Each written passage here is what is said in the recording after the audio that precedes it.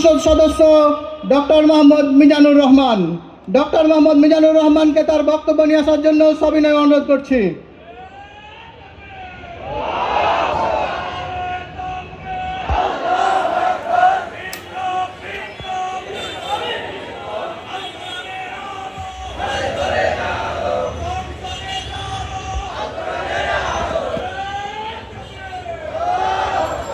আসসালামু আলাইকুম ওয়া রাহমাতুল্লাহি ওয়া বারাকাতুহু।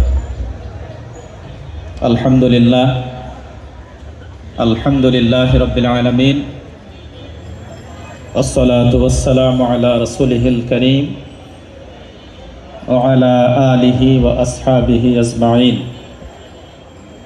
আউযু বিল্লাহি মিনাশ শাইতানির রাজীম। বিসমিল্লাহির রহমানির রহিম।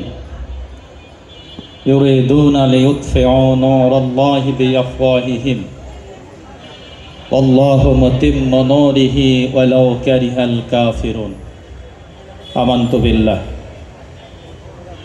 ঐতিহাসিক 11ই মে উপলক্ষে বাংলাদেশ ইসলামী ছাত্র শিবির চাঁপাইনবাবগঞ্জ জেলা শাখা কর্তৃক আয়োজিত আজকের এই ঐতিহাসিক ছাত্র গণজামায়াতের সংগ্রামী সভাপতি, আজকের অনুষ্ঠানের সংগ্রামী প্রধান অতিথি, জামাত ইসলামের সংগ্রামী নায়েবে আমির, মাননীয় জাতীয় সংসদ সদস্য, যিনি দীর্ঘদিন ফাঁসির সেলে জেলখানায় অবস্থান করেছেন, মৃত্যুর মুখ থেকে মহান মাহবুদের বিশেষ রহমতে আমাদের মাঝে ফিরে এসেছেন আমাদের সেই প্রাণপ্রিয় নেতা জননেতা জনাব এটিএম আজহারুল ইসলাম। আজকের অনুষ্ঠানের সংগ্রামী প্রধান বক্তা, ইসলামী ছাত্র শিবিরের সংগ্রামী কেন্দ্রীয় সভাপতি জনাব নুরুল ইসলাম সাদ্দাম, অন্যান্য অতিথিবৃন্দ, প্রশাসনের দায়িত্বশীল ব্যক্তিবর্গ, সাংবাদিক বন্ধুগণ, প্রাণপ্রিয় উপস্থিতি, 11ই মে একটি ঐতিহাসিক দিন এবং চাঁপাইনবাবগঞ্জ হচ্ছে সেই ইতিহাস সৃষ্টিকারী একটি গুরুত্বপূর্ণ জেলা। কারণ কলকাতাতে কোরআনের আইন বাজেয়াপ্ত করার জন্য মামলা করা হয়েছিল।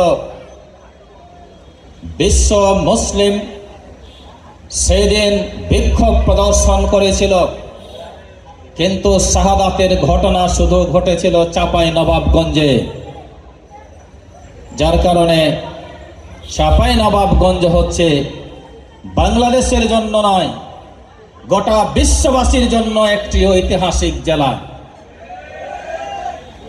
ভাইয়েরা আমার, যারা সেদিন কোরআনের আয়াত বাজেয়াপ্ত করতে চেয়েছিল,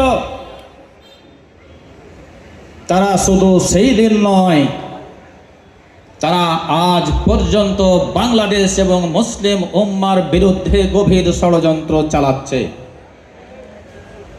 সেই ভারতীয় আধিপত্যবাদের বিরুদ্ধে এদেশের মানুষ 2024 সালে একটি গণ অভ্যুত্থান বাংলাদেশে সংগঠিত করেছে, কিন্তু তাদের দোসররা এখনো দেশের বাইরে ষড়যন্ত্র